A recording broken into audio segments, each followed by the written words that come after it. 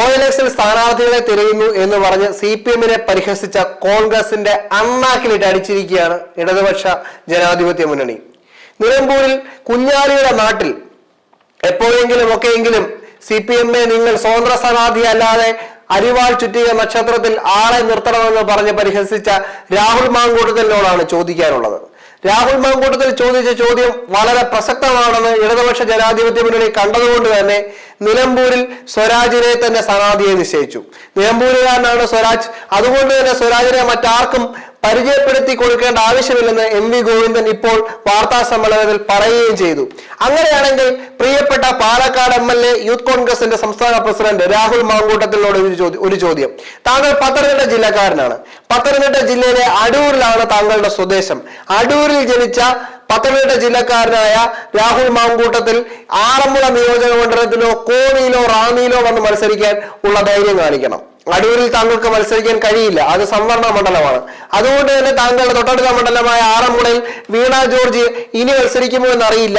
വീണ ജോർജിന്റെ ടൈം അവസാനിച്ചിരിക്കുന്നു. വീണ ജോർജ് മത്സരിച്ചു കഴിയുമ്പോൾ വീണ ജോർജിന് പകരമായി ഇനി മറ്റൊരാൾ സ്ഥാനാർത്ഥിയായി വന്നേക്കാം. അങ്ങനെയാണെങ്കിൽ അങ്ങനെ മത്സരിക്കുന്ന ഇടതുപക്ഷ ജനാധിപത്യ മുന്നണിയുടെ സ്ഥാനാർത്ഥിക്കെതിരായി താങ്കൾ മത്സരിക്കാനുള്ള ധൈര്യം കാണിക്കണം. അല്ലെങ്കിൽ കോന്നിയിൽ സിറ്റിംഗ് MLA ആയ ജനീഷ് കുമാറിന് ഓപ്പോസിറ്റായി താങ്കൾ മത്സരിക്കാൻ ഉള്ള ധൈര്യം കാണിക്കണം. അല്ലെങ്കിൽ റാന്നിയിൽ കേരള കോൺഗ്രസ് എമ്മിന്റെ സിറ്റിംഗ് സീറ്റായ പ്രമോദ് നാരായണനെതിരെ മത്സരിക്കാനുള്ള മാന്യത, രാഷ്ട്രീയ മാന്യത താങ്കൾ കാണിക്കണം. താങ്കളുടെ രാഷ്ട്രീയം എന്ന് പറയുന്നത് വളരെയധികം കൃത്യമായിരുന്നു, വ്യക്തമായിരുന്നു. എതിരായ രാഷ്ട്രീയ സമീപനമാണ് താങ്കൾ സ്വീകരിച്ചത്. അതൊക്കെ തന്നെ നല്ല കാര്യം. പാലക്കാട് MLA ആയിരുന്ന ഷാഫി പറമ്പിൽ വടകര MP ആയി പോയപ്പോൾ താങ്കളുടെ സിറ്റിംഗ് സീറ്റ് താങ്കൾക്ക് വേണ്ടി അത് റിസർവ് ചെയ്ത് വെച്ചിരുന്നു എന്ന് പോലും ആക്ഷേപങ്ങൾ ഉണ്ടായിരുന്നു.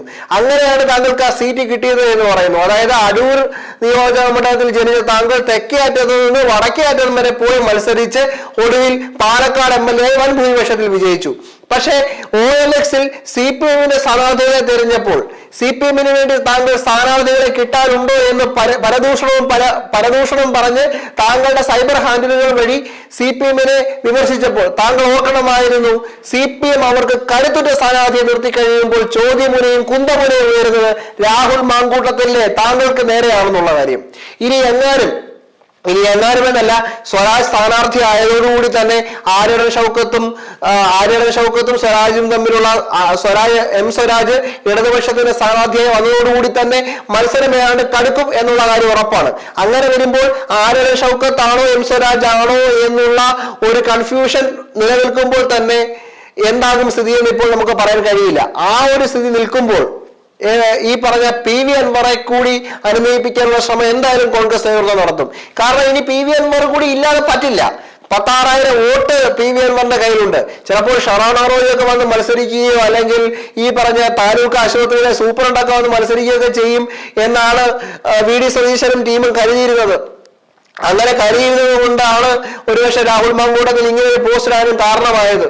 പക്ഷെ ഇനി മത്സരം കടുക്കുന്ന സ്ഥിതിക്ക് എങ്ങാനും ആര്യടൻ ഷൗക്കത്ത് പരാജയപ്പെട്ടാൽ ഏറിൽ പോകുന്ന സ്വരാജ് തന്നെയാണ്. അല്ല, ഇനി എങ്ങാനും ആര്യടൻ ഷൗക്കത്ത് പരാജയപ്പെട്ടു കഴിഞ്ഞാൽ ഏറിൽ പോകുന്നത് എന്ത് വന്നാലും എങ്ങനെയൊക്കെ ആയാലും അത് രാഹുൽ മാങ്കൂട്ടത്തിൽ തന്നെയാണ്. കാരണം രാഹുൽ മാങ്കൂട്ടത്തിന്റെ രാഷ്ട്രീയം വളരെയധികം കൃത്യമാണെന്ന് ഞാൻ കുറച്ചു മുമ്പ് പറഞ്ഞു. ഇടതുപക്ഷത്തിനെതിരാണ്, ഒക്കെ ശരിയാണ്. പക്ഷെ വേണ്ടതും വേണ്ടാത്തതും ഒക്കെ ആവശ്യമില്ലാത്തിടത്ത് ഇങ്ങനെ പ്രയോഗിച്ച് സ്വയം ഏറിൽ പോയി അദ്ദേഹം പല ഏടാകൂടത്തിലും പോയി ചാടുന്ന കാഴ്ചയാണ് ഇപ്പോൾ കണ്ടത്. ഒരാവശ്യമില്ലായിരുന്നല്ലോ. ഇടതുപക്ഷം അവരുടെ സ്ഥാനാർത്ഥി നിശ്ചയിക്കാതിരിക്കുകയൊക്കെ ചെയ്യും. ചിലപ്പോൾ സ്വതന്ത്രം വരും, അല്ലെങ്കിൽ കോൺഗ്രസിൽ നിന്ന് അടർത്തി മാറ്റിക്കൊണ്ട് ആരെങ്കിലും ഒക്കെ വരും.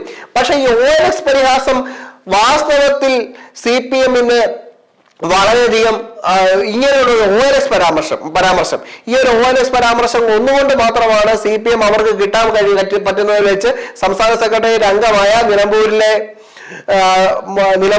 നിയോജക മണ്ഡലത്തിലെ വോട്ടറായ സ്വരാജിനെ പരിഗണിച്ചതെന്നുള്ളത് തീർച്ച. മറ്റൊരു കാര്യത്തിൽ പറഞ്ഞാൽ വേറൊരു വേർഷൻ കൂടി വരുന്നുണ്ട്. തൃപ്പൂണിത്തുറ ഈ നിലമ്പൂരിൽ നിർത്തിക്കൊണ്ട് സ്വരാജിനെ പരാജയപ്പെടുത്തി കഴിഞ്ഞാൽ ഇനി ഒരിക്കലെങ്കിലും സ്വരാജ് ഇനി പരാജയപ്പെട്ടാൽ അദ്ദേഹത്തിന്റെ രാഷ്ട്രീയ ഭാവി അടഞ്ഞു പോവുകയും അതുവഴി റിയാസിന് വേണ്ടിയിട്ട് വാതിൽ വെട്ടിക്കൊടുക്കുന്ന അമ്മായിയപ്പന്റെ മുഖമായൊക്കെ പിണറായി വിജയനെ തടവിൽപ്പെടുത്തുന്നവരുണ്ട്. അതൊക്കെ എന്ത് തന്നെ ആയിക്കോട്ടെ. പക്ഷെ ഇവിടെ സ്വരാജ് സ്ഥാനാർത്ഥിയായി വന്നു. രാഹുൽ മാങ്കൂട്ടത്തിനോട് തിരിച്ച് സ്വരാജ് ഒരു ചോദ്യം ചോദിച്ചാൽ അതായത് പത്തനംതിട്ട ജില്ലയിൽ നിന്ന് തങ്ങൾക്ക് മത്സരിക്കാൻ കഴിയുമോ എന്നൊരു ചോദ്യം എം സ്വരാജ് രാഹുൽ മാങ്കൂട്ടത്തിനോട് ചോദിച്ചാൽ രാഹുൽ മാങ്കൂട്ടത്തിന് ആറന്മുളയിൽ നിന്ന് മത്സരിക്കാൻ കഴിയില്ല.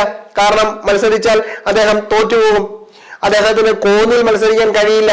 ജനീഷ് കുമാർ അവിടെ വേറൊരു ഇമേജ് ഉണ്ടാക്കിയെടുത്തിട്ടുണ്ട്. അതുകൊണ്ട് അത് നടപ്പില്ല. റാന്നിയിൽ മത്സരിക്കാൻ കഴിയില്ല. കാരണം റാന്നിയിൽ അക്ഷാംശവും രേഖാംശവും അറിയാതെ നൂർനാടുകാരനായ ആലപ്പുഴ ജില്ലയിലെ നൂർനാടുകാരനായ പ്രമോദ് നാരായണൻ വന്ന് മത്സരിച്ചപ്പോൾ പോലും വിജയിച്ചു. അങ്ങനെയുള്ളപ്പോൾ ഇനി എന്തായാലും രാഹുൽ മാങ്കൂട്ടത്തിന് അങ്ങോട്ടും വരാൻ പറ്റില്ല. അതുകൊണ്ടൊക്കെ തന്നെയാണ് ആറന്മുള തന്റെ ഷുവർ സീറ്റ് ആണ് എന്ന് ഉറപ്പിച്ചു വെച്ചിരുന്ന രാഹുൽ മാങ്കൂട്ടത്തിൽ ഓടി പാലക്കാട്ടേക്ക് പോയത്. ഇതൊക്കെ എല്ലാവർക്കും അറിയാവുന്ന കാര്യമാണ്. അവനവന്റെ കണ്ണിലെ കരടെടുത്ത് മാറ്റിയിട്ട് വേണ്ടേ മറ്റുള്ളവന്റെ കോലെടുത്ത് മാറ്റാൻ. അതായത് അവനവനെ ആദ്യം തന്നെ മനസ്സിലാക്കണം.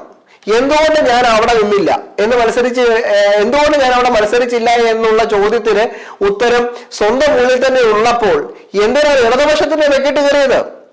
ഇനിയിപ്പോൾ പോരാളി ഷാജി പോലുള്ളവരെല്ലാം സൈബർ ഹാൻഡിലൂടെ പറയും ഞങ്ങൾ വാക്കു പാലിച്ചു, സ്വരാജിനെ ഞങ്ങൾ സ്ഥാനാർത്ഥിയാക്കി, നിങ്ങളുടെ വിമർശനത്തിന് ഞങ്ങൾ നല്ല രീതിയിൽ ഏറ്റെടുത്തു. അതുപോലെയാണ് സ്വരാജും പറഞ്ഞിരിക്കുന്നത്, ഞാൻ സ്ഥാനാർത്ഥി ആവണമെന്നുള്ളത് വലതുപക്ഷത്തുള്ളവർ പോലും ആഗ്രഹിക്കുന്നു എന്നുള്ളത് എനിക്ക് സന്തോഷം തരുന്നു എന്ന് പരിഹാസ രൂപത്തിൽ രാഹുൽ മാങ്കൂട്ടത്തിലെ കുത്തിക്കൊണ്ട് തന്നെ ഈ എം സ്വരാജ് ഇപ്പോൾ പറയുകയുണ്ടായി. അങ്ങനെ ഉള്ളപ്പോൾ ഇനി രാഹുൽ മാങ്കൂട്ടത്തിന്റെ രാഷ്ട്രീയ ഭാവി എന്ന് ഞാൻ പറയുന്നില്ല, ക്ഷമിക്കണം.